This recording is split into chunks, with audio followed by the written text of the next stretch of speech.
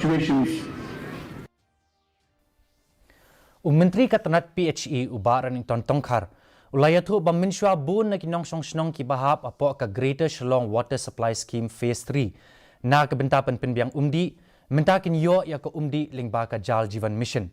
Ulayathu ba lamunjur banmang ya ki katu kat ni kisnong ki bahajan kanong ba kum kamaulay mauyong kabam hap apo ka GSWSS Phase 3 bakan yo pediang ya ka umdi lingba ka GJM bat ka State Level Scheme Sanctioning Committee. Bentang di bawah cover kami ke skim ru nyela la ban manage naka JJM muta kum kamayo akabakam cover kani tinggi la yo antunda ke SLSSC last kebakisyong last la de clear ya kani ke skim ini corruption ya kebakian unda muta di punya kod meslah bat ke ministry ya ke ba